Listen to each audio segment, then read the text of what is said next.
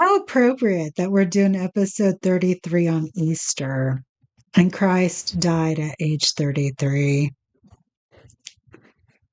There's some serendipity there, but I don't quite know. And it's Some 420 to synchrony. boot. I know, right? What an amazing day. What an Oh, amazing day to be alive. to All be right. alive. Episode 33. In three, two, one. Hey, everybody. Welcome back to Something to Complain About. This is A. I'm here with T. T, how's it going? So hey, it's going like it's always going. I'm old and grumpy, and like a colleague of mine shared in a meeting a couple weeks ago, I'm 48 and I'm cranky. Okay, that's fair. I'm almost 48 and I am also cranky. Oh, that's right. Your birthday's in a few days, and I always forget about your birthday. Do And I you? I feel like I don't always get I something from you on my birthday. well, you do because I magically remember, but I always have a hard time remembering the exact day. So I have to look it up on Facebook because I know it's one of 2 days and I can't remember exactly which one. It's the other one. The other day, 26th. Oh, so you're just trying to decide which 25th or 26th. Yeah. Yeah, And it's it's close probably really enough. the, or is it really the 24th? I try, see, there's like no meaning attached to your birthday. Like I have one You want friend, a pop culture reference for my birthday? I do. Like I have one friend, her birthday is on June 25th. I always remember that because it's the opposite of Christmas. And I suspect she may or may not be the Antichrist. That's She's got a fair. mean streak. Mm, So I love her, but we, she's got she's got like the older sister yeah. vibe, Yeah. you know, so a lot of tough love. Um, she puts me in my place quite often, which is what I need. But like, there's Yeah. nothing to. No, wait, no, you are on a Christmas anniversary. I am. Okay, 8 months. that's It's what eight I. months away or 4 months Okay, away, depending on which way you're going. But here's the pop culture okay, reference just for fun. Did you ever see the movie Miss Congeniality? yeah. Yeah. Do you Is that when it remember was the released? do you I mean 1992 or some crazy nonsense or who knows what, but my tea reminds me of this almost every year on my birthday. I would forget it if that were not the case. But apparently in that movie, they ask one of the contestants, right? That's in the Miss whatever pageant, what the perfect date is, right? Like what's the perfect date? Oh, And like she if you were. says, I Uh, would have to say April 25th because it's not too warm and it's not too cold. You just need a light jacket. So that's your reference, I guess. there we go. Now Gonna I need a will minute to take a always. breath. Well, I used to remember because I knew flew down to Mexico to stay with you, and I arrived on your birthday, so I could keep Sure. it. Yeah. I could keep it straight for a few years, but that's already been like what, 14 years, 15. It's been a while. I think probably 14. Okay, That feels so right. but what are we talking about today, sir? I mean, we're talking about Generation Z and how they are the ghost generation, which is kind of interesting because this comes from a Yahoo article, and kind of the idea here is that they're the most not just rejected but ignored generation. So, in dating, in job searches, in kind of life in general, right? They are persistently online. And so this sort of lends, according to the article, to their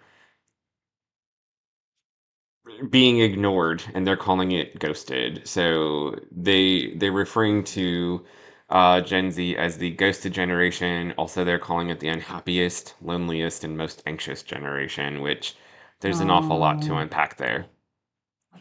yeah. Okay. Well, first of all, I have to say I'm very disappointed because you said ghost. And so I Hmm. thought like this was going to be like a ghost hunting episode. It Hmm. is not, is it? Okay. No, So, no. um, I, I find this kind of interesting just in what you have shared because, and I don't know if it's because of my career or because it feels like I'm chronically online too. So I'm always seeing Gen Z stuff. Hmm. Um, but it does seem like, there's a lot of information all the time about Gen Z, but I have seen a lot of research where the like our Gen Z college age kids, they are feeling lonely and they are anxious and they are depressed. And even just reading research on participation in extracurriculars Hmm. and co curriculars in college, those numbers are down. Yeah. Yeah. And so it's kind of interesting when you look at the results because we don't necessarily know what, it's the result of something, but we don't know what. But I'm wondering if this article isn't going to give us a little bit of insight. I mean, I think it did it to a little bit of what we talked about during the episode. I don't remember which episode it was. It was the one on doom scrolling and bed rotting that we did. Yeah. Um, I mean, they talk in the article about how Generation Z is facing more rejections at critical life stages than any other generation. And this, I think this is just multi-layered. So there's no probably one great answer. But when we were talking about beds, I keep wanting to say bedwetting, and I know that's not right, but bed rotting and doom scrolling.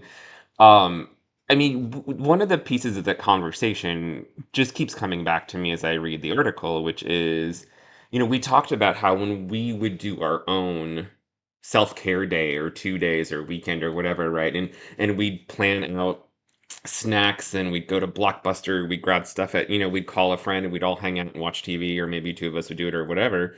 But we made the connection that there was always that social aspect, right? We were still being social because we had to go to the grocery store.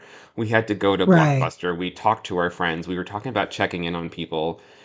And that kind of takes us, I think, in the direction of the isolation because, as we noted, I think, in that episode too, and probably in other episodes that we've done, this generation and maybe even part of the millennial generation is so terminally online that they can get whatever they want without leaving their couch or their bed or their Hmm. car or their bathroom or whatever. And so I think a significant part of this is that isolation that they have grown up with and into has made it very difficult for them to have the social skills, right, that you hone, right? So like they're talking in here a little bit about just online dating, which, we did not have this as an option when we were beginning to date, when we talked about our first dates and whatever episode that was. Um, Hmm. we had to actually go to places and talk to humans and decide if we liked them enough to ask them out, or ask them out and be rejected and be able to, like, there's a negotiation that happens in that sort of context, right? Like if I ask you Hmm. out and you're like, you're not really my type, okay, I can learn something from the interaction, and then it changes how I approach, hopefully it should change how I approach the next one. But these people are not. approaching somebody in a bar necessarily, or in the library, or at a basketball game, and having a conversation and finding some chemistry and then asking them out. They're swiping on apps or whatever the heck it is, and they're being like, oh, this one's cute, I want to talk to this one, and then they get rejected You, and off they go, right? There's no learning about the chemistry, there's no learning about the interaction piece with another human. you're bringing up a really good point here. And I think the biggest thing, and just what you were talking about, was this is all very self centered, isn't it? And so, even part of, with dating, but even making friends, making connections, it's it's not all about you, is it? Like, you have to know how to read other people to pick up, are they interested in still talking?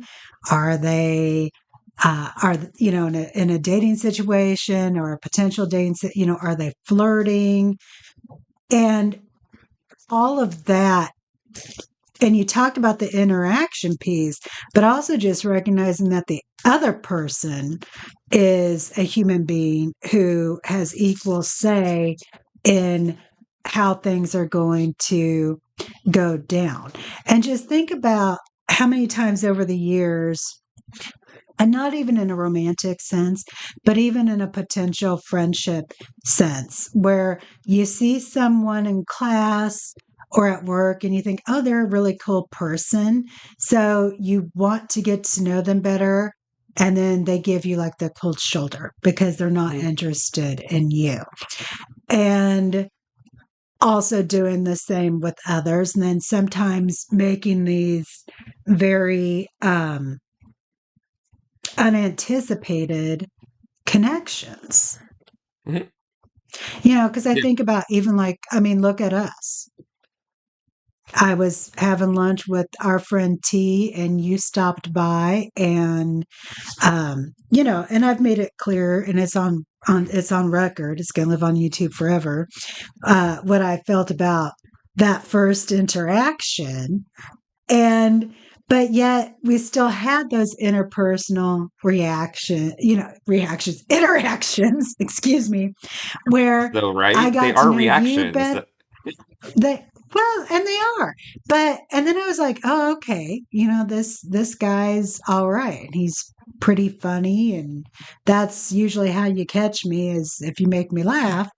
But again, I mean, think of the number of opportunities and the number of times that we interacted before we even got to the point where, like, okay, like, let's have lunch together without the other tea, Mhm. or let's go hang out. I mean, I wonder how much of that is tied into now too with just like the whole instant gratification, right? You can order anything you Mhm. want off the phone. Um, Including an F buddy for the night.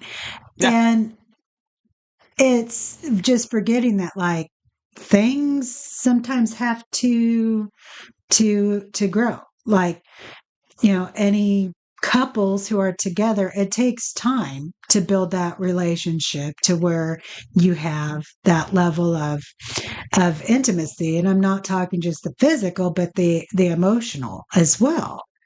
Yeah, It takes time to build relationships. Yeah. I th- I think it's there's a transition point, I think. I don't know where it happened, but we went from interactional to transactional. Right? Like that's Oh, I yeah. think kind of where they're at, is that they don't have the opportunity, right? The first time you met me, it was Whiskey Tango Foxtrot, what's this dude doing here? And I walked away not knowing if I'd ever see you again. And honestly, okay. Like I had met many of Right. T's other friends, and it was kind of like Right.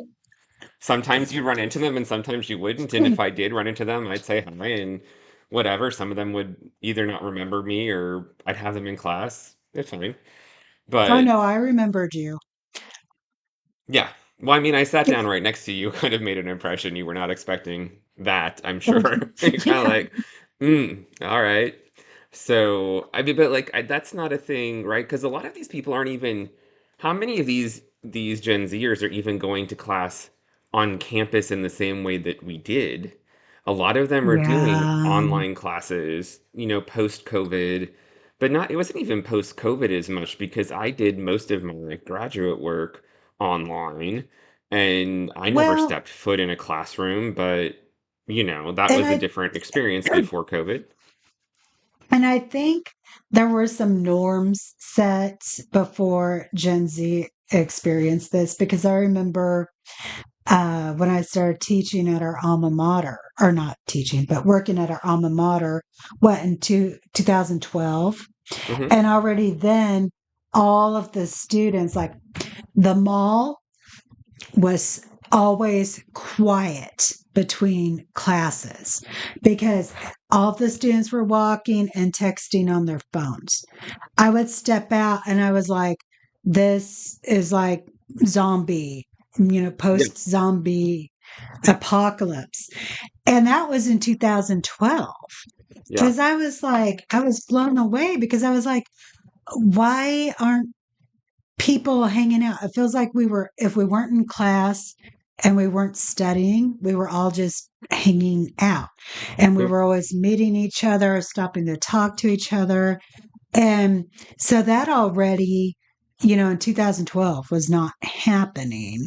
And those were millennials. So Gen Z, this is these are some of whom they were looking up to as role models and Mhm. and mentors. And how do you navigate life and young adulthood and all that.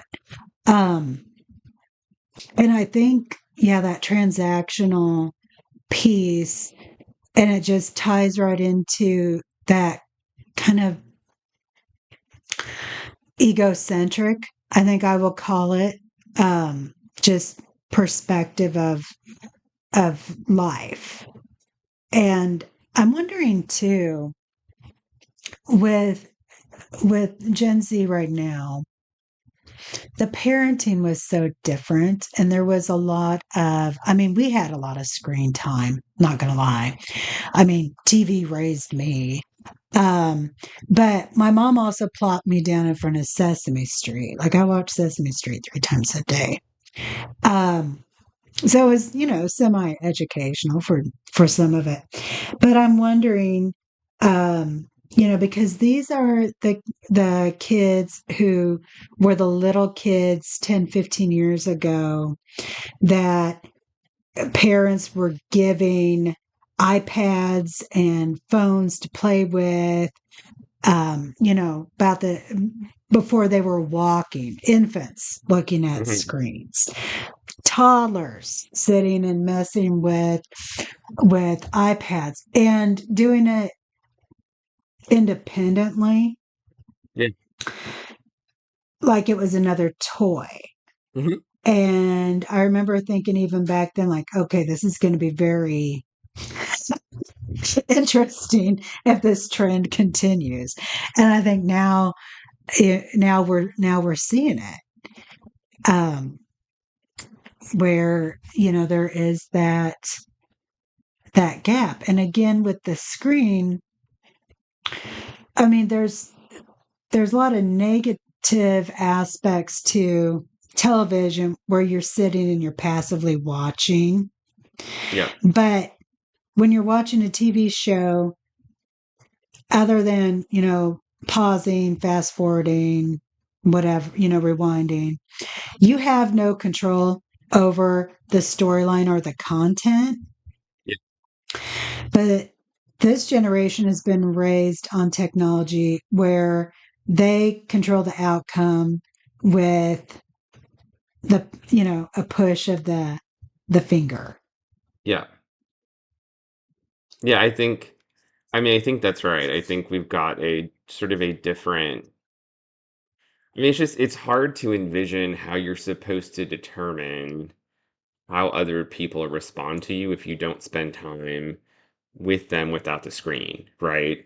We had how many Yeah. hit and run conversations on the mall on campus because we had, you know, 12 minutes to get to our next class, then, oh, hey, how you doing? How's your lunch? You want to grab something later? And we'd maybe get 45 seconds of like face to face, and then we'd be parting again, going our separate directions, but we'd have a plan for getting coffee later or meeting to study or whatever it might have been. Or They don't have or that as much.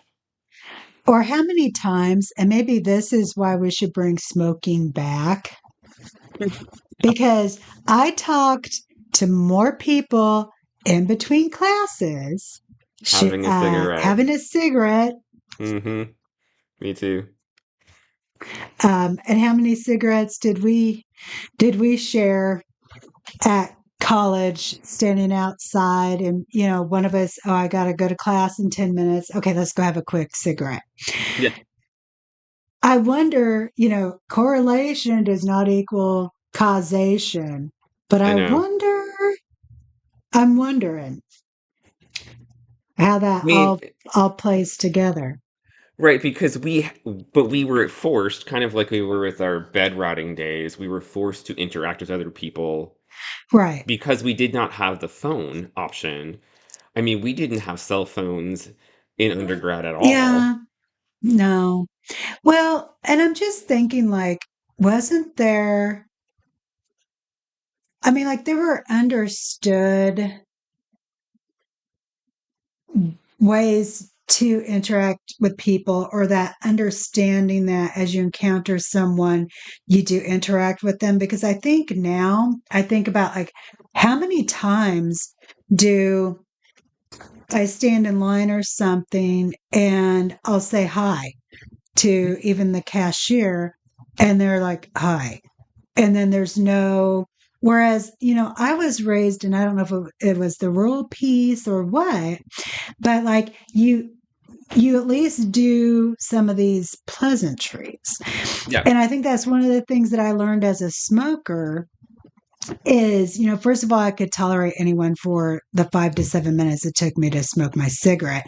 But then I also met some very interesting people. And sometimes you could have some really quick, interesting Stations. conversations, or, you hear about an event or something like that.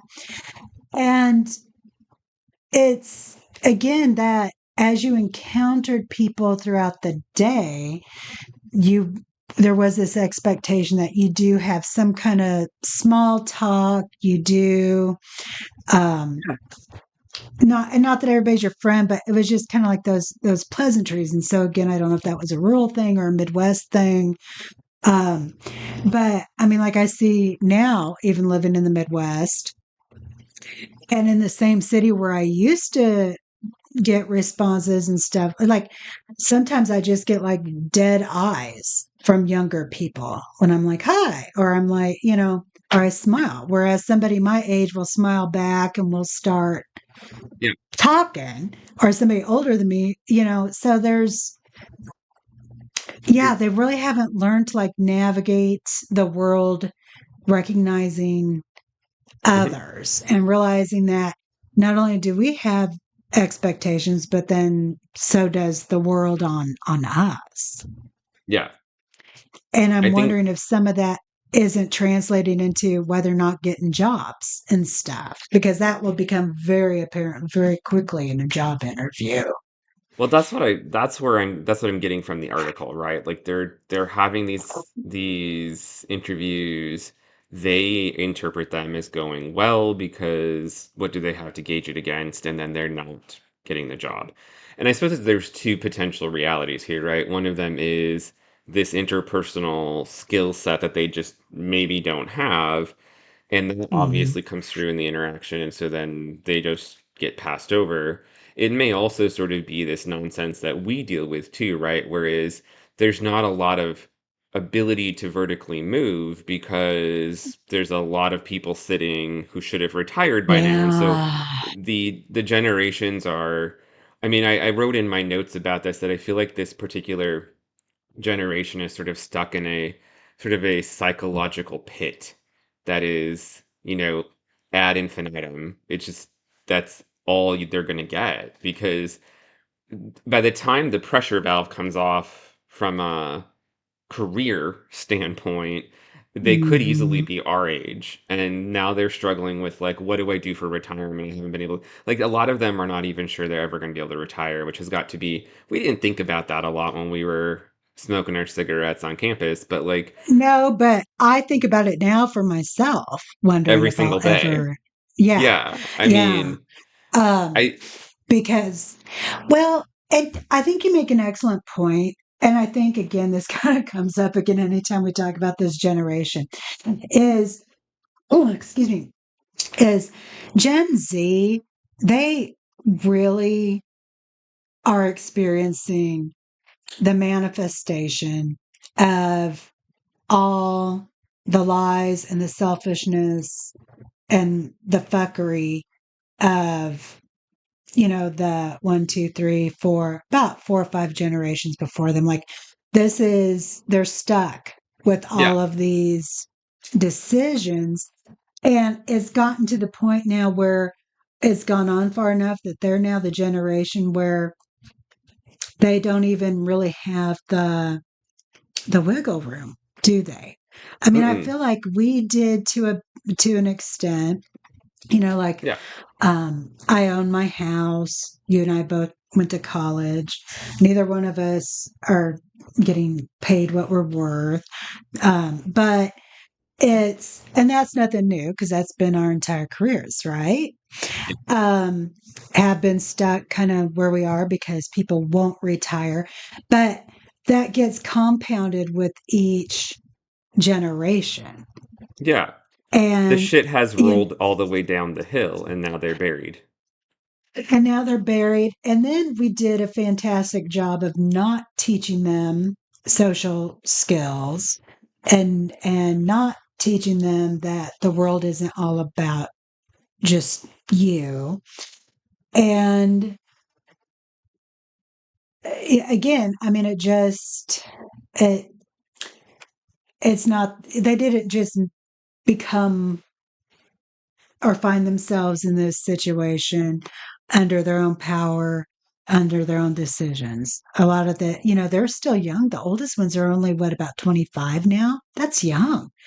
They're dealing with the results, with the fallout Yeah. of.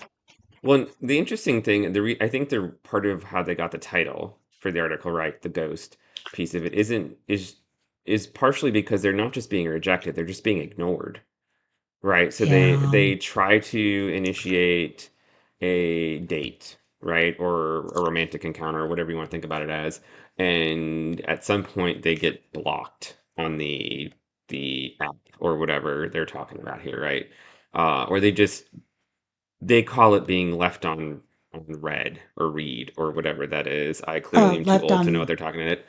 But like nobody, they just don't respond. They don't get a response. Right. And so they have sort of this issue, I think, that compounds the rejection because they don't have any understanding of why they're being rejected. They're just being flat out ignored.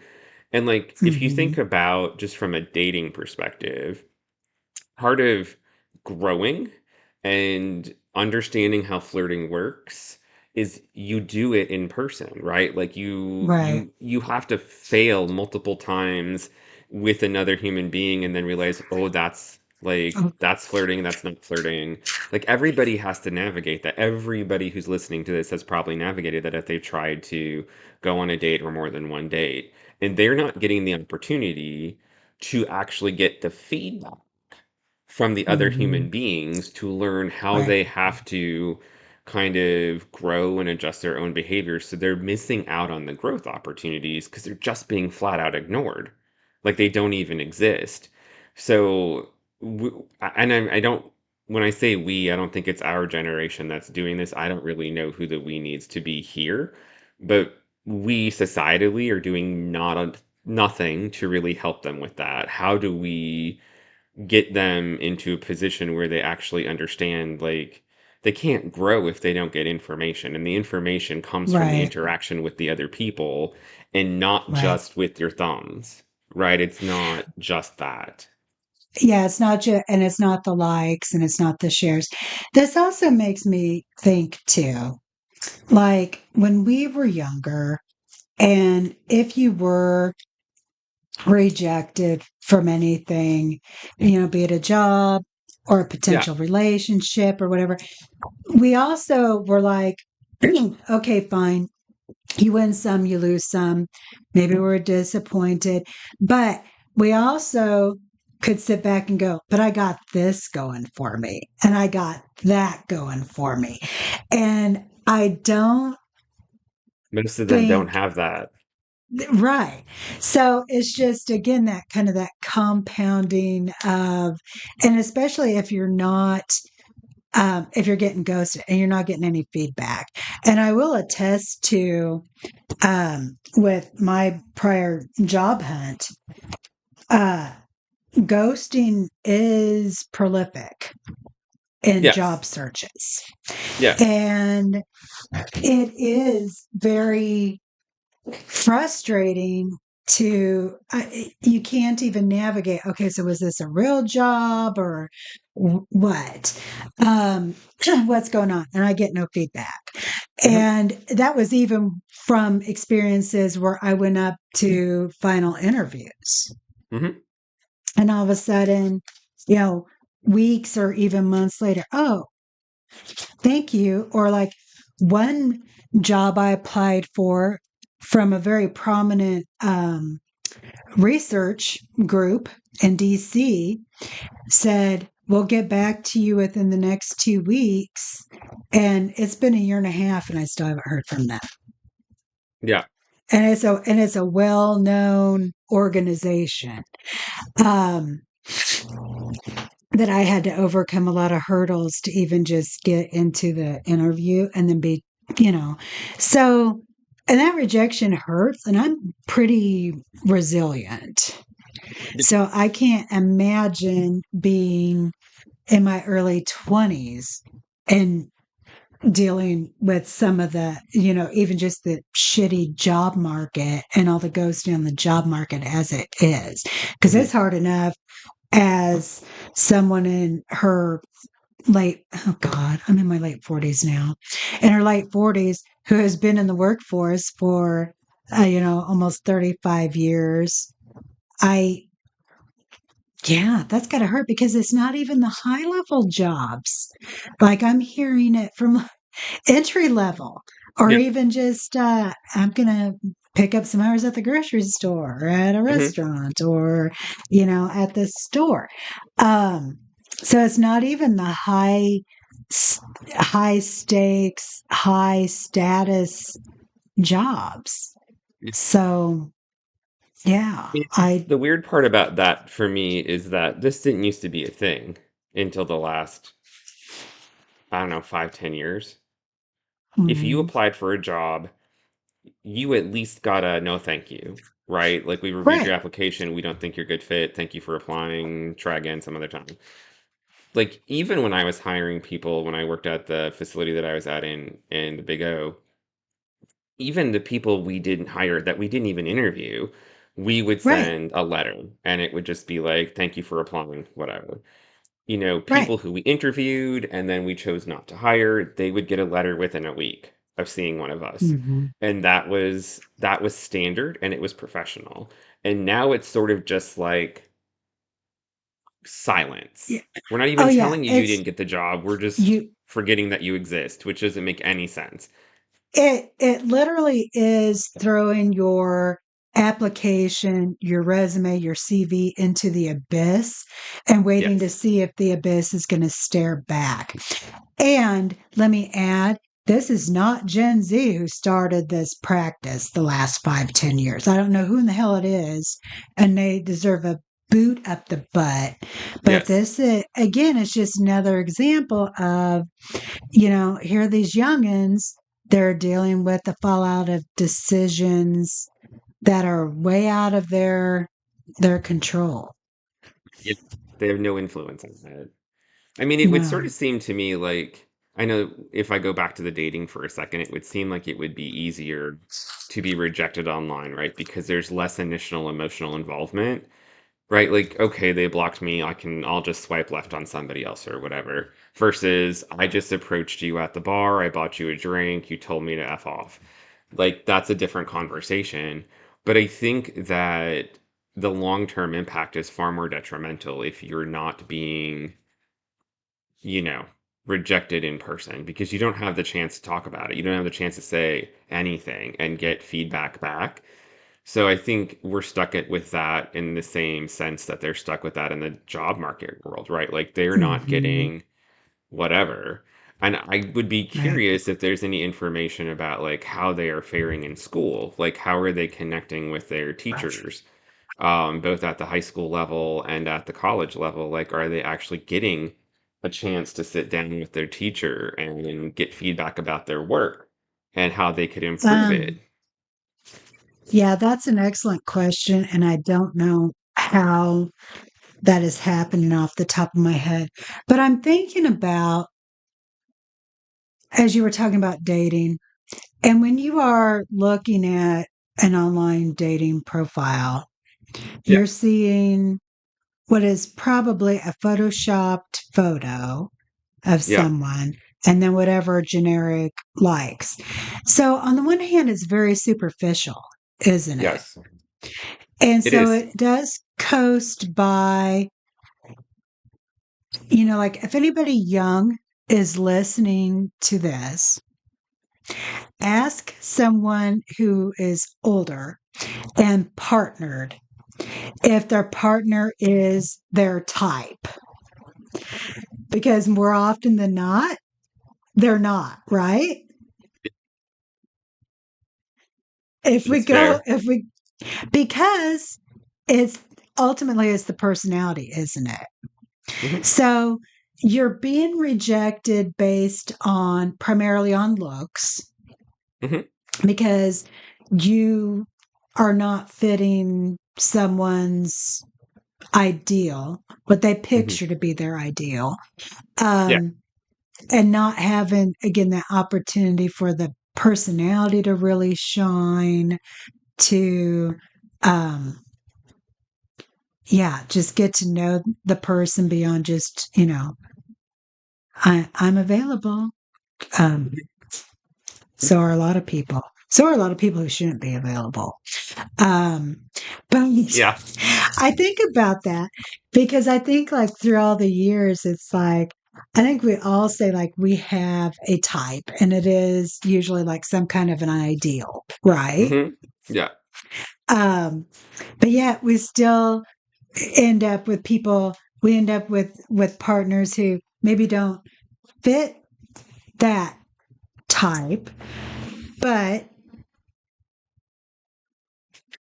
we're looking at the person as a whole We have to and learn to do the that.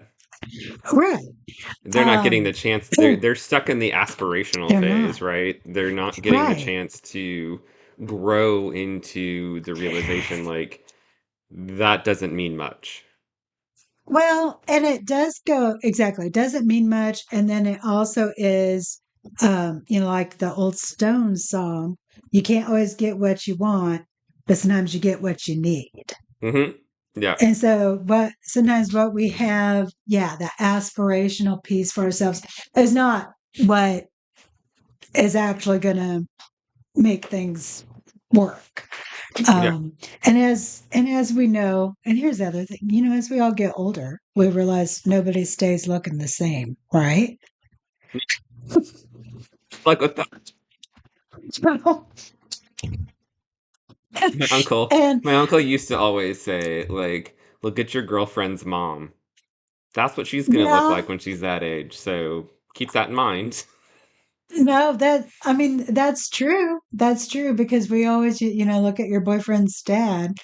Hmm. Um, but I mean, to me, in my mind now, it just makes my husband even cuter because I adored his dad.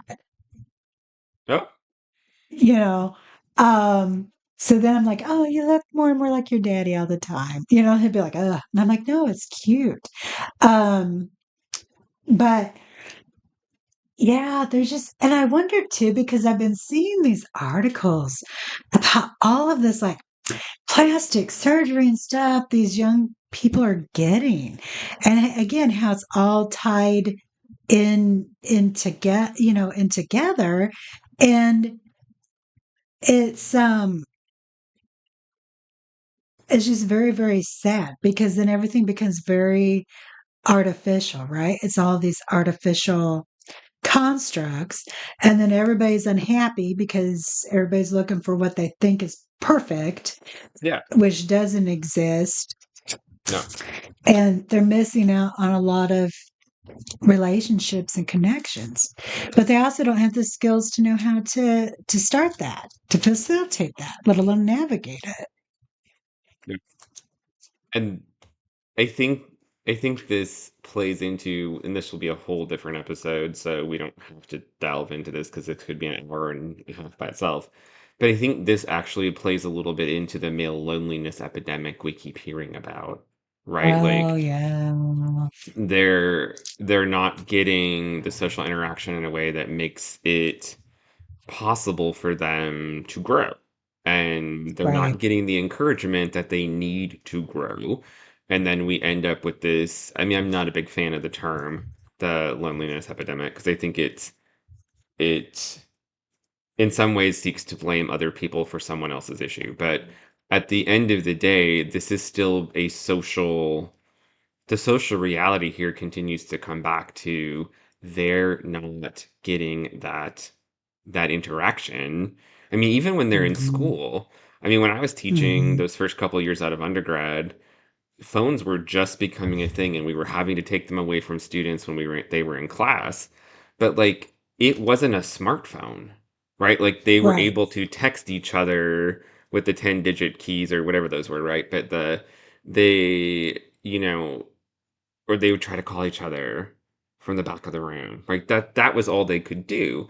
And now you've got the situation and you have for what, I I don't know, 12, 13 years where just you'd be I'm I'm just laughing about the trying to call each other at the back of the room because even in college, I was passing notes and I still have like a piece, no, it's like three pieces of paper that I stapled together front and back of a conversation between me and the other T in one of our math classes. We just kept going back and forth, back and forth, back. I mean, now that I think about it, I have really pissed away a lot of educational and academic opportunities in undergrad. That's fair. I get it. I, I just, that made me laugh because I'm like, oh, so the behavior stays the same, it's just the technology changes. Yeah. The problem is that as the technology changed, then you also ended up with a barrier, right? Yeah, Because you were still having a conversation and you could have been texting each other and it would have been basically the same thing, but you still had to talk to each other versus you could have had that same conversation from 150 miles apart and it wouldn't have right. been any different, right? So I think somehow we have to figure out societally, like, how do we get them back into social interactions in a way that help them advance? Because I don't think they can, there's no way we can expect them to figure that on their own. Because Yeah, there's just the yeah, opportunities don't exist for them to do it unless those of us who know which opportunities they need can create them. And I don't know how we do that, but somebody smarter than me should figure it, because I think otherwise this idea that they're the ghosted, loneliest, most rejected, most I mean, anxious and it's a, unhappiest generation is not going to change, which makes me wonder what happens to the generation that follows. well, and it makes me really sad because they are at the age right now where everything, the whole world should be their oyster right now. If we're talking about, the oldest ones are, and now entering their mid 20s.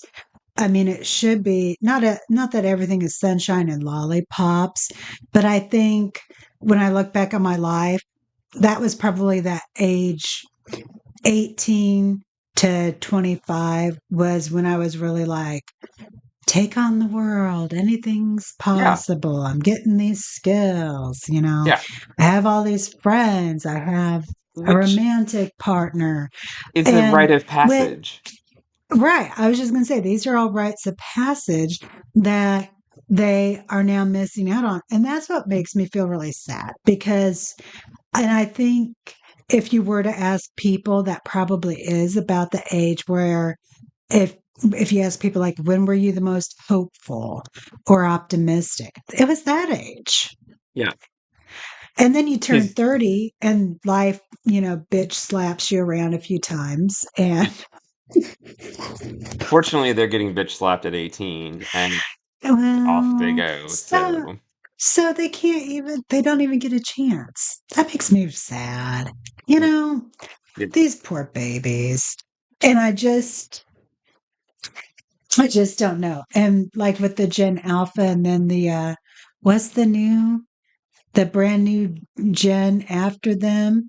I want to call them Generation Generation Beta, Omega, but I know that's not right. yeah, Generation Beta, Oh, Generation Beta. That's right. yeah. Maybe we should just call them Generation Omega. Um, but yeah, it's going to be very interesting, especially as this generation. Well, I mean, if they can get it together enough to like procreate and start families, it'll be interesting to see what they do. Yeah, what the subsequent generations do. But I think that's part of what's an issue here with the dating piece of it, right? Is because they also do not, as a group, statistically, they're saying that they don't really want kids. A lot of them don't want kids because that's okay. they do not feel like they have the opportunities to be able to even move out of their parents' homes or to be able to live in an Well, apartment without roommates, right? Like we were able to live in I mean, like we lived in apartments with roommates in college, but we still got to a point where we could live on our own outside of college without right. roommates. And then it was easier to date when you didn't have roommates, let's be real about that. So like all of that is different, but like these guys can't get jobs that allow them to move out of But situations where they're in communal living. I do have to say, though, because, and as you know, I got a neighbor right across the street who has continuously made poor choices that we're all paying for in a variety of ways.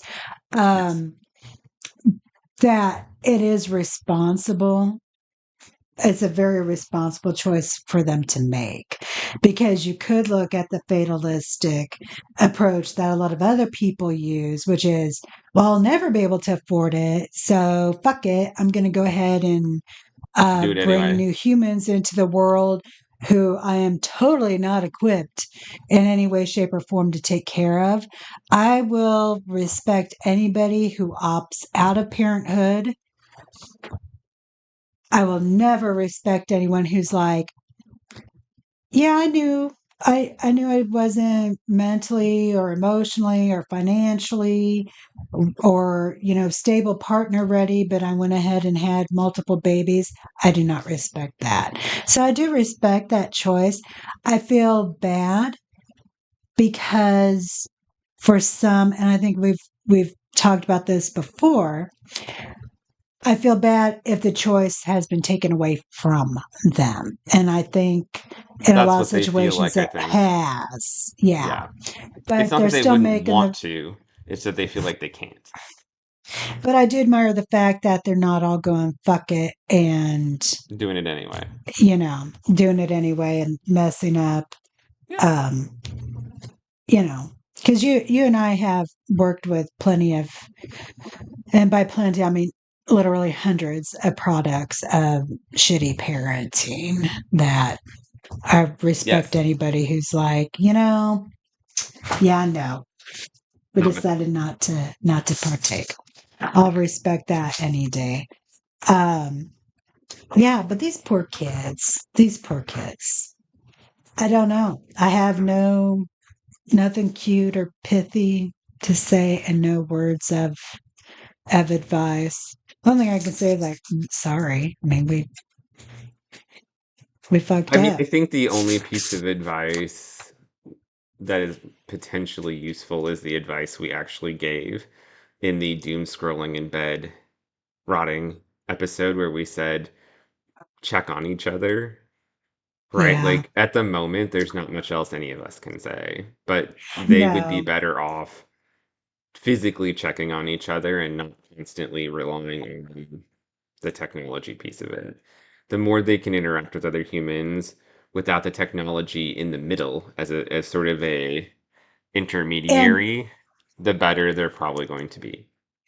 and I think to piggyback on that, I would say I would add the piece of advice of embrace the awkwardness. Yes, Like that's how you first learn. meetings with anybody never goes smoothly. No. And that can be with, there's always going to be some emotion involved or miscommunication or misreading body language.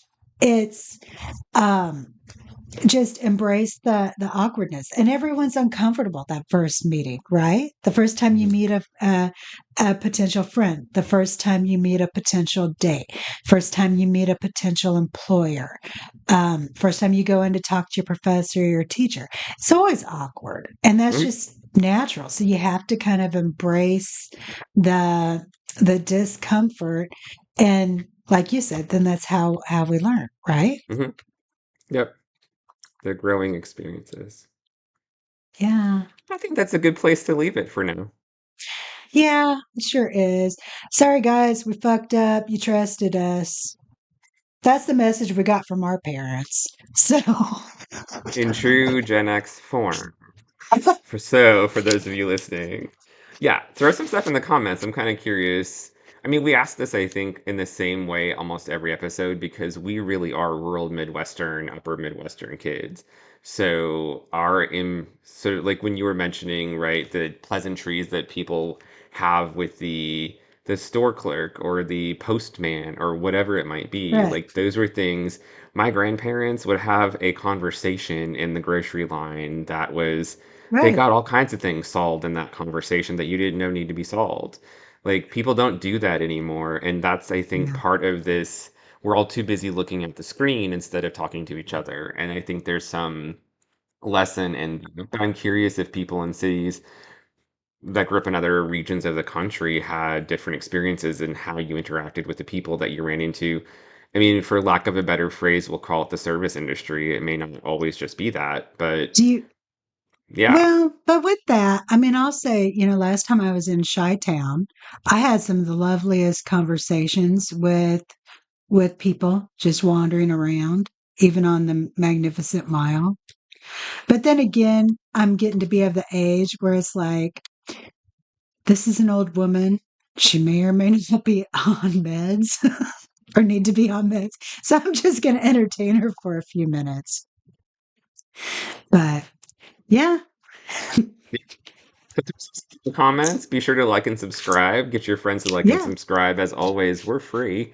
And we will see you again in 2 weeks for something else to complain yeah, about. yeah. On behalf of All T, this right, is A. everybody. We're out. Ah, wait a minute. You do not speak on behalf of me. This is A. See you later. Bye, everybody. Be good.